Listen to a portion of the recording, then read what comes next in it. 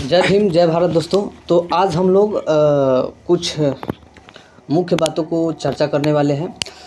तो आज तक तो आप लोग खासकर आप लोग साइंस और एसएसटी की अध्ययन करते थे, लेकिन आज अभिमन्यु सर के द्वारा हिंदी, संस्कृत और मैथ की जो है आपको तैयारी इस पे पूरी तरह से मिलेगी। तो आप लोग कोशिश करिएगा कि ज़्यादा से ज़्यादा प्यार सपोर्ट कीजिए, क्योंकि ज़्यादा से ज़्यादा हम लोग को मेहनत लगेगी। तो सर कुछ कह रहे हैं।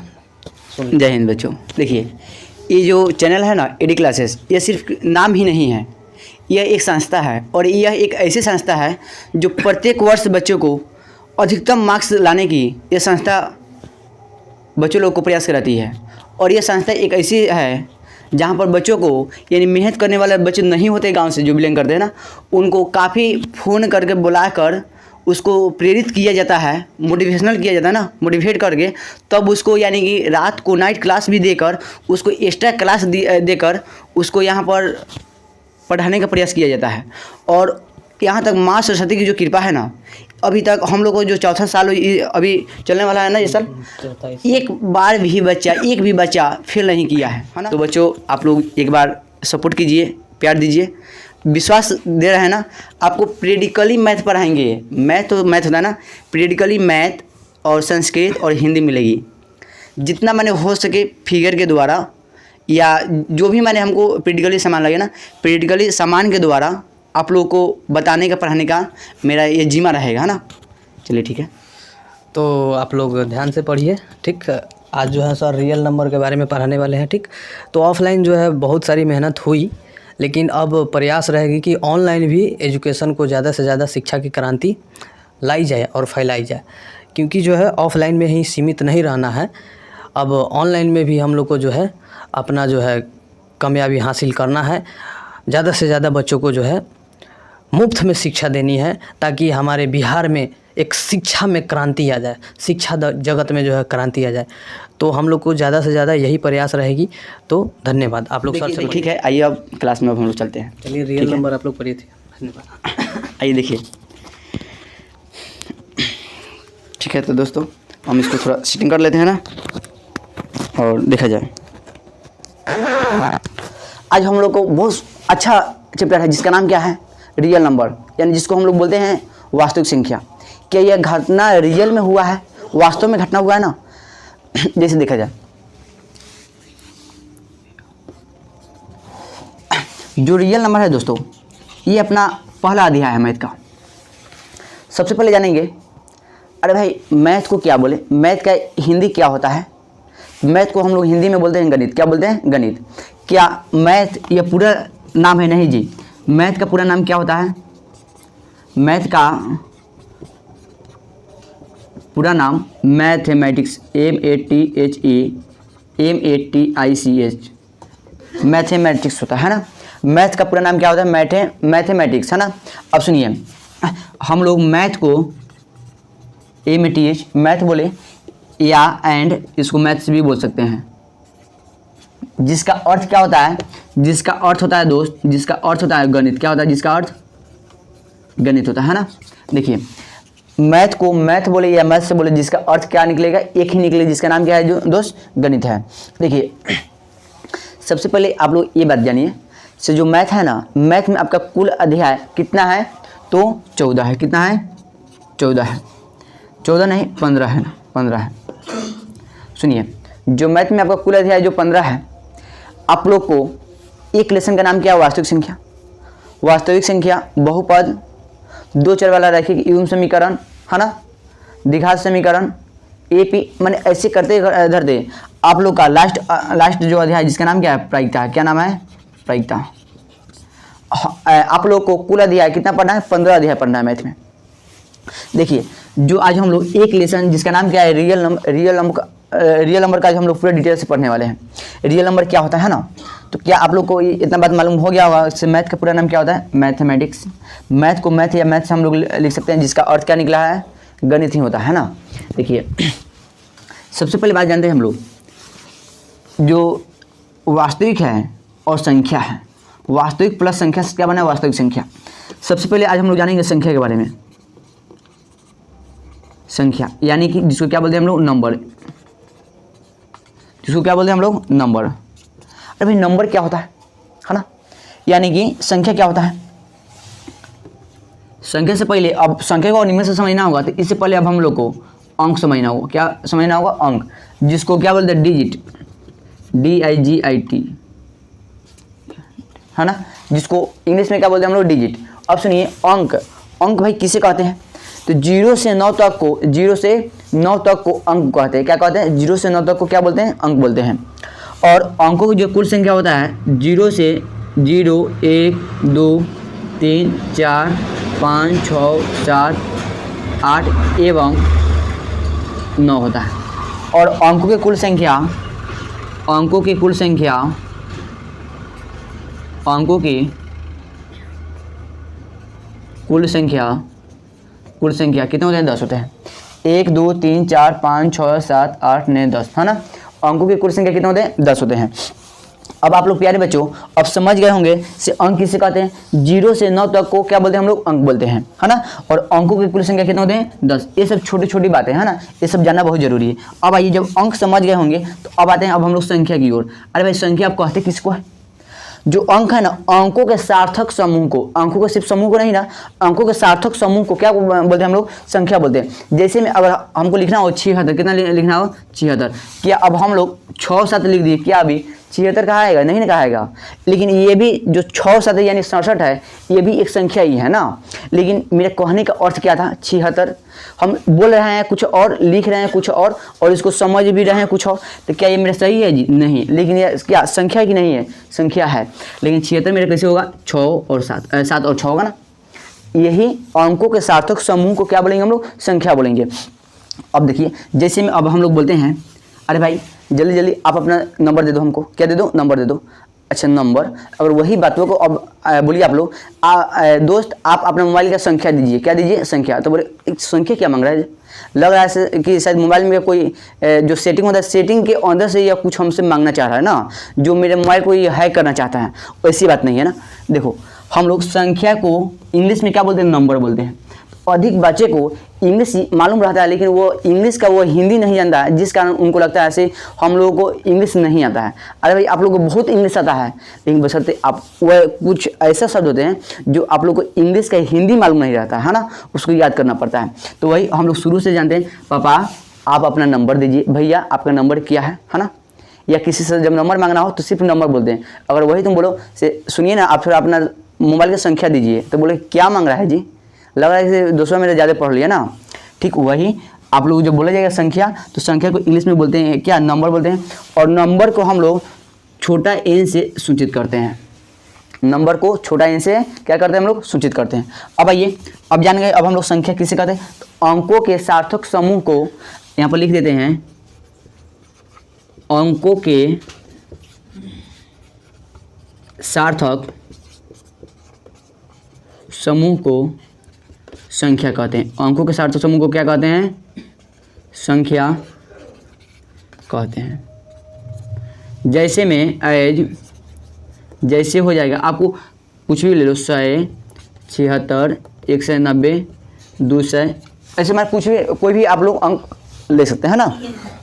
अब देखिए अब बात आती है अब अंक की, अंक किसे कहते हैं, तो 0 से 9 तक को अंक कहते हैं। सबसे छोटा अंक कितना होता है, सबसे छोटा अंक 0 होता है। देखिए यहाँ पर सबसे छोटा अंक कितना होता है, 0, और सबसे बड़ा अंक कितना होता है, 9 होता है। क्या इतना बात आप लोग को मालूम है, चलिए तो ठीक है। क्या इसको मैंने कहा है, ठीक है। अब अंकों के सार्थक समूह को, अंकों के सार्थक समूह को क्या कहते हैं हम लोग, संख्या कहते हैं। और यहाँ पर सार्थक क्यों आया है, बात समझ में आया ना। अगर हम लोग को लिखना होगा 70, क्या लिखना होगा 70, और हम लोग लिख दो 07, तो क्या मेरे कहने का सेंस पहले क्या है, 70 कहने का सेंस है ना 70। लेकिन अब जब 07 लिख दिए तो ये भी एक संख्या है, ये भी एक संख्या है। लेकिन मेरा दिमाग क्या कर रहा है, हम लिखना क्या चाह रहे हैं, तो लिखना चाह रहे हैं आप 70 लिखना चाह रहे हैं, क्या लिखा है 07, ये 7 लिखा गया से क्या ये भी एक संख्या है। लेकिन मेरा कहने का जो अर्थ था, जो लिखने का जो सेंस था, क्या वो लिखा है, नहीं लिखा है ना, इसलिए मेरा सार्थक होना चाहिए। चलिए अब जानते हैं अब हम लोग संख्या, संख्या के प्रकार कितने होते हैं, संख्या को कितने प्रकार होते हैं, तो संख्या के 2 प्रकार होते हैं ना, एक होता है वास्तविक संख्या, एक होता है वास्तविक संख्या और एक होता है काल्पनिक संख्या, काल्पनिक संख्या। एक क्या होता है वास्तविक संख्या और एक होता है काल्पनिक संख्या, है ना। देखिए जो आपका class 9th plus class 10th में आपको यह वास्तविक संख्या है, क्लास 9th के भारतीय भवन के पहला अध्याय में ही है वास्तविक संख्या यानी रियल नंबर, आपको वहाँ भी पढ़ना था और क्लास 10th में भी क्या पढ़ना है, रियल नंबर के बारे में पढ़ना है। तो रियल नंबर के बारे में हम लोग तो खूब नियम से व्याख्या करेंगे ही। और काल्पनिक संख्या, यदि आप लोग क्लास मैट्रिक को पास करने के बाद में जब 11th में जाइएगा ना, 11th में जाइएगा तो वहाँ पर यदि आप लोग साइंस लीजिएगा, साइंस से जब मैथ लीजिएगा ना तो वहाँ पर आपको काल्पनिक संख्या में पढ़ने का मौका मिलेगा। जैसे मैं कुछ बता देता हूँ, -2 रूट का मान क्या होगा, तो 2 आयोटा होगा, क्या होगा 2 आयोटा। तो आप लोग का क्लास 11th की ये चीज़ है ना। आइए तो हम लोग इसको छोड़ते हैं और आते हैं वास्तविक संख्या की ओर, ठीक है ना। देखिए अब बात आती है वास्तविक संख्या। अब वास्तविक संख्या से पहले आप लोग ध्यान देखो, यहाँ पे क्या है, अंक, क्या है अंक। अंक से आप लोग किसका निर्माण कीजिएगा, तो संख्या का निर्माण कीजिएगा। किसका निर्माण कीजिएगा, संख्या का। आप लोग देखो संख्या को शॉर्टकट में 100 पर अनुस्वार और 0 दे दो, क्या पड़ेगा, ये संख्या पड़ेगा ना। यही हम लोग लिख रहे हैं शॉर्ट में। पहले अंक, और अंक से क्या बनेगा, संख्या बनेगा। क्या बनेगा जी, संख्या बनेगा। और संख्या से क्या बनेगा, प्राकृतिक संख्या। और भाई प्राकृतिक संख्या किसे कहते हैं, तो गिनती की संख्या को प्राकृतिक संख्या कहते हैं। और गिनती हम लोग 2 प्रकार से गिनते हैं, एक गिनती गिनते हैं 1 से और एक गिनती गिनते हैं 0 से। अब बोलिए, अब हम लोग एक जो गिनती होता है उसका यूज कहाँ कहाँ करते हैं, तो पैसा गिनने के लिए, या जो कोई शादी विवाह या कोई पूजा पाठ में जब कोई सामान उमान लेना रहता है ना, टेंट वाला या कोई मिस्त्री वाला या जो भी का कोई सामान लेना है, तो उसमें हम लोग 1 का यूज करते हैं। बशर्ते जो 0 होता है 0, अगर हम लोग को छत ढलवाना हो, घर बनवाना हो, जो इंची टेप होता है उसमें, या जो कपड़ा हम लोग सिलवाते हैं ना तो वहाँ से, या इस जो स्केल होता है स्केल, उसमें 0 सेंटीमीटर से 1 सेंटीमीटर होता है ना, हम लोग वहाँ पर जो स्केल है आपका, स्केल ऐसे होता है 0 और 1 और यहाँ पर 2। और हमको 1 सेंटीमीटर नापना हो तो क्या हम लोग यहीं पर नापेंगे जी, नहीं ना, यहाँ से यहाँ तक नापेंगे ना, इसको बोलेंगे 1 सेंटीमीटर। अगर हमको लेना है 2 सेंटीमीटर तो 0 से लेकर यहाँ तक लेंगे, है ना, इसको बोलेंगे। तो हम लोग वहाँ तक स्केल पर या इंची टेप पे, या जो घर बनता है या अमीन वाला जो भी काम होता है ज़मीन वाला, उसमें हम लोग यानी ज्यामितीय वाला चीज़ बोलिए ना, ज्यामितीय है ना, ज्यामितीय के लिए हम लोग 0 का यूज करते हैं। आइए तो यानी कि प्राकृतिक संख्या को हम लोग क्या बोलते हैं, गिनती संख्या को बोलते हैं प्राकृतिक संख्या। तो अंक, संख्या और प्राकृतिक संख्या। और प्राकृतिक संख्या के बाद में क्या आएगा दोस्त, पूर्ण संख्या। क्या आया, पूर्ण संख्या। पूर्ण संख्या के बाद में एक और आएगा आपका जिसका नाम रहेगा भाज्य संख्या। क्या रहेगा, भाज्य संख्या। भाज्य संख्या। और भाज्य के बाद में क्या रहेगा आपका, अभाज्य संख्या। क्या रहेगा, अभाज्य संख्या। अभाज्य संख्या।